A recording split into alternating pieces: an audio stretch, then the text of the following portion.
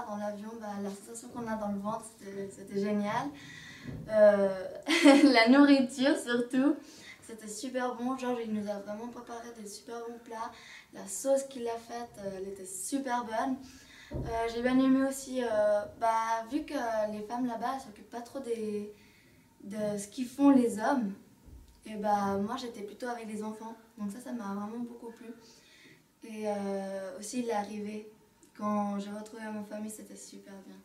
Ce que j'ai trouvé super, c'est de pouvoir aider des villageois à les aider à avoir moins de maladies, car l'hygiène c'est un problème en Afrique. Et donc le fait de pouvoir les aider à faire leurs besoins dans des endroits faits pour et pas dans la nature, je trouve ça super de pouvoir les aider. Ce que j'ai beaucoup aimé en fait, c'est rencontrer surtout les gens et partager avec eux, avec les enfants aussi. Voir qu'ils venaient surtout aider spontanément, ils venaient tous nous rencontrer, nous parler. Ils étaient vraiment heureux de voir d'autres personnes et tout. Puis aider aussi, c'était sympa d'aider les ouvriers. Et, on se rendait compte qu'ils étaient contents qu'on soit là.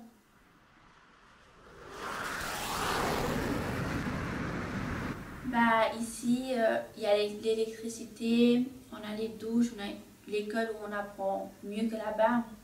Alors que là-bas, il n'y a pas beaucoup d'électricité dans tous les villages. C'est rare qu'on trouvait.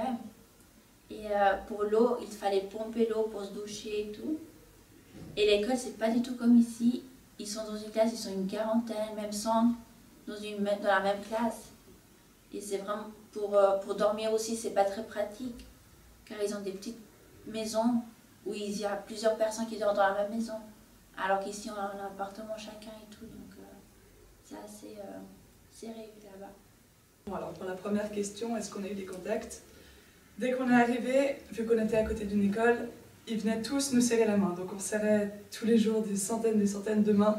Et c'était vraiment plutôt avec plaisir parce qu'ils venaient avec le sourire. Puis, c'était pas vraiment. C'était plutôt agréable. Mais aussi, Vas-y. on n'a pas vraiment pu discuter avec eux.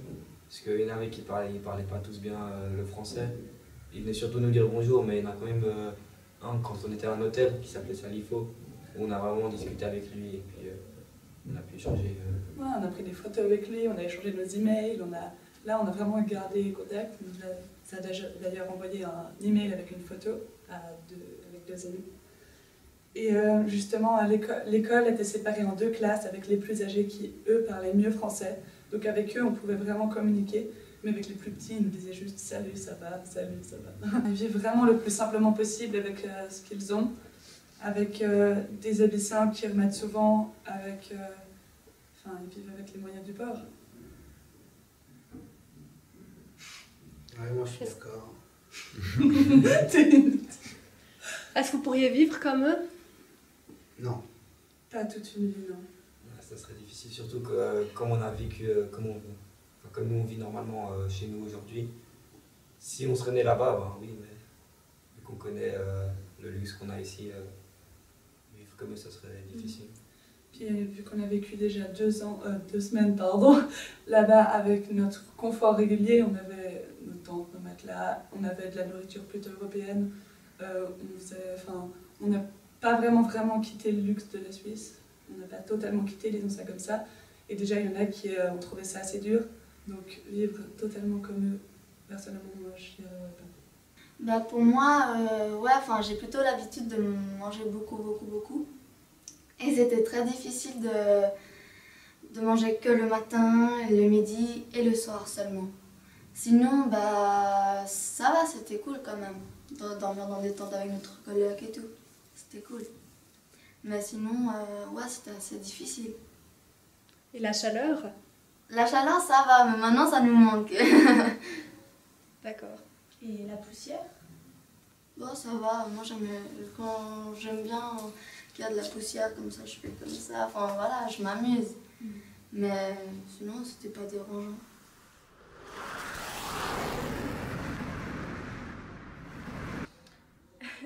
Alors, c'est un peu difficile à répondre parce qu'il y avait vraiment beaucoup de choses. La journée que je me rappelle le plus, c'était un mardi de la dernière semaine. en fait, on partait le lendemain et on est allé à l'école.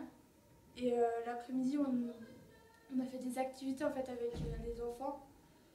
Et en fait, on faisait de la peinture, des jeux de société aussi. J'avais beaucoup aimé parce qu'en fait, j'avais discuté avec une petite fille, elle s'appelait Tani. Et en fait, elle voulait devenir couturière. Et elle nous avait dit que. Enfin, elle nous avait demandé si elle pouvait partir avec nous. Et puis, à ce moment-là, c'était assez gênant parce qu'on devait lui dire que c'était pas possible. Enfin, on pouvait pas la prendre avec nous. Alors, c'était assez touchant de les voir parce qu'ils avaient pas vu. Enfin, rien que de voir de la peinture, pour eux, c'était impressionnant. Enfin, c'est comme si. Ouais, ils s'amusent pour un rien. Ils sont hyper heureux alors que nous, on se plaint souvent, qu'on n'a pas assez de choses. Et puis eux, rien qu'avec un bout de bois aussi, quand on était sur le chantier, les enfants, ils trouvaient un bout de bois et puis ils étaient impressionnés. Ou quand on avait nos lunettes de soleil, si on leur mettait sur la tête, ils y rigolaient. On les prenait en photo, on leur montrait après leur visage parce que c'était la première fois qu'ils les voyaient et qu'ils voyaient leur visage. Et ils étaient... ils trouvaient ça incroyable.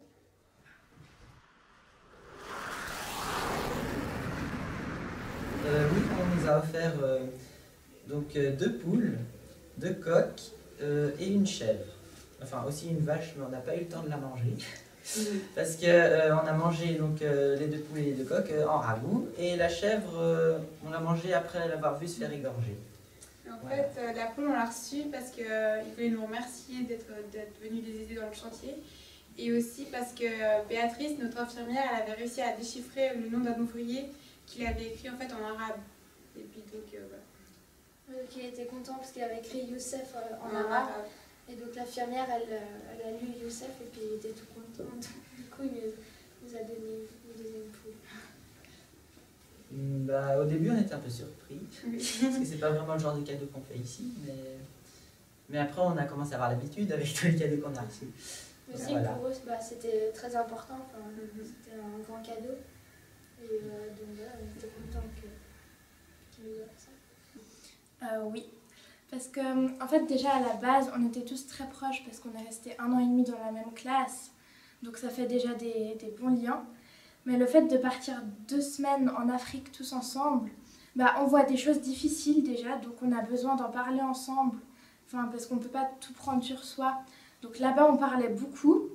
Et pendant 2 semaines, c'est notre classe, la famille en fait. Dès qu'on est triste, dès qu'il y a quelque chose qui ne va pas, c'est à eux qu'on parle. Donc moi, personnellement, je dis maintenant ma classe, c'est ma 2e famille parce qu'on les voit très souvent déjà, on se voit tout le temps. Même maintenant, en dehors de l'école, on se voit très très souvent, on fait tout le temps des soirées. Le fait d'avoir été là-bas, d'avoir vu les mêmes choses, on partage tout ça maintenant. Donc oui, pour moi, ça a changé quelque chose.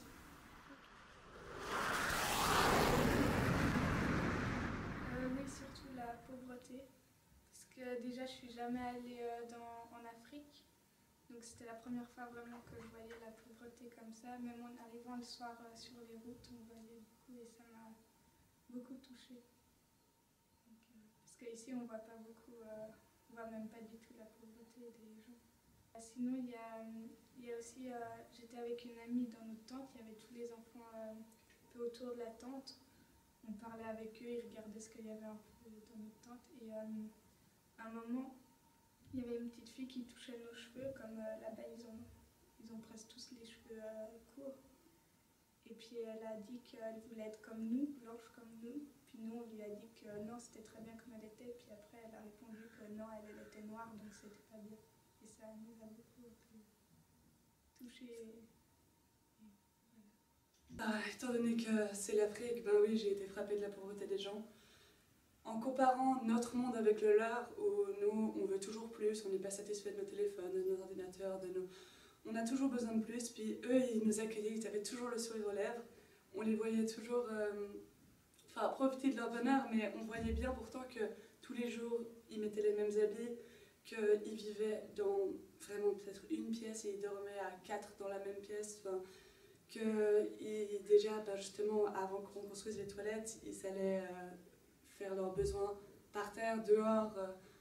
Enfin, vraiment que c'est très différent de chez nous. Et donc, oui, j'ai été vraiment frappée par la pauvreté des gens.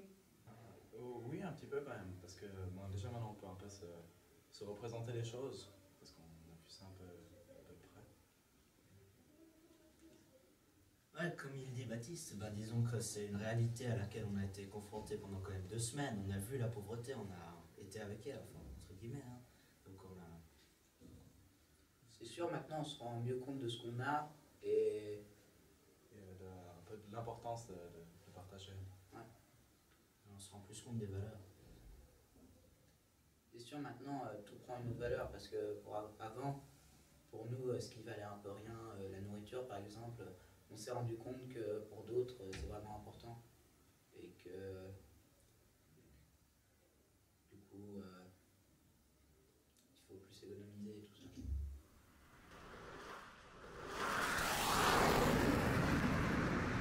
Alors oui, parce qu'on a vu beaucoup de choses là-bas qui font que maintenant j'apprécie beaucoup plus ce que j'ai et je me plains moins. Parce que je vois vraiment qu'il y a des gens qui ont beaucoup moins que nous et qui se plaignent jamais et qui arrivent très bien à être heureux alors qu'ils ont vraiment très très peu. Donc oui, c'est clair que ça change. Dès qu'on voit des enfants qui se plaignent parce qu'ils n'ont pas quelque chose et qu'on pense directement aux enfants d'Afrique, c'est clair que ça nous énerve parce que ils ont vraiment rien et eux ils se plaignent jamais, ils sont toujours contents. Et aussi par rapport à l'eau, on en utilise, moi j'en utilise beaucoup moins maintenant et à chaque fois que je mange aussi, je me sens vraiment chanceuse en fait. Donc c'est clair que tous les jours je remercie un peu par rapport à ce que j'ai parce que j'ai vu qu'il y a vraiment des gens qui sont vraiment tout le temps heureux alors qu'ils ont vraiment pas beaucoup. Alors peut-être qu'ils avaient plus l'occasion d'aller au dispensaire du village où on était. Parce qu'il y en avait un, mais ils n'allaient pas souvent, parce qu'ils avaient un peu peur aussi des médicaments et tout ça. Donc il n'y en avait pas beaucoup qui pouvaient y aller. Et aussi la nourriture, parce que c'est pas très varié. Je pense qu'on voyait beaucoup de filles et d'adultes qui tamisaient, ou je sais pas comment, qui écrasaient des manger pour faire la pâte de mie. Et je pense qu'ils mangent presque que ça, puisque c'est pas très varié. Du coup, c'est la chance d'avoir plus de légumes, je sais pas, que c'est plus varié.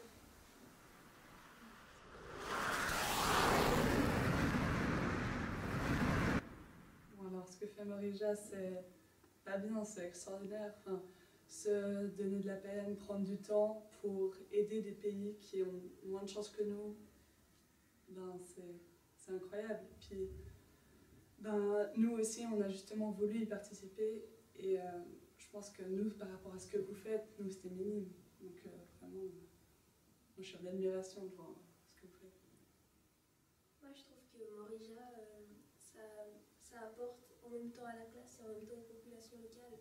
Parce que quand on a vu la joie sur le visage des femmes et des enfants, des habitants, c'était vraiment émouvant. On remarquait bien que Morija, ils ont vraiment la main sur le cœur parce qu'ils pensent à des gens qu'ils ne connaissent même pas dans le monde, des gens à qui ils n'ont jamais vu, ils n'ont jamais parlé. Moi je trouve que c'est très bien et j'admire aussi. Et je trouve que c'est bien d'aller aider des pays en développement qui n'ont pas la chance comme nous et que ça leur apporte aussi, je pense, à eux de pouvoir comprendre et apprendre à bien je sais pas comment dire, mais à bien vivre, plus sainement. C'est vrai qu'à la base, on est tous de la même terre, on est tous égaux, on est tous vraiment censés l'être. Et puis, sachant que, en comparant l'Afrique et la Suisse, il y a, mon Dieu, mais une différence absolument énorme. Et Morija aide un petit peu à compenser cela. Bien sûr, on ne pourra jamais non plus rendre l'Afrique aussi riche que la Suisse, si j'ose dire, mais pourtant, ça aide beaucoup. Puis, rien que cette petite chose d'aider un village, ou un deuxième, un troisième, pour finir, ça grandit, ça se développe, puis ça devient quelque chose d'immense.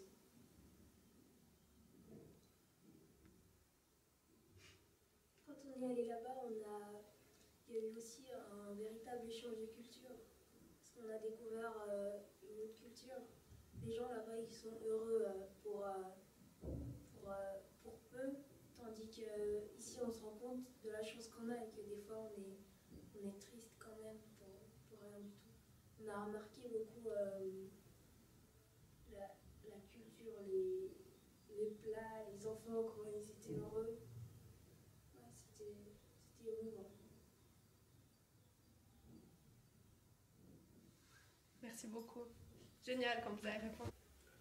Nous, au Burkina Faso, on a donc, pour voir un peu les conséquences que ça avait, on a assisté à une réunion, non, une séance de sensibilisation sur l'accès à l'eau et l'assainissement, et on a vu que justement si c'était pas bien conservé ou la chaîne de l'eau n'était pas bien respectée, il pouvait justement y avoir beaucoup de maladies et qu'il fallait tout le temps prendre les bons réflexes. Et je crois que il y a eu, il me semble à Haïti, le choléra, parce que justement il n'y avait plus cette chaîne de l'eau qui était respectée.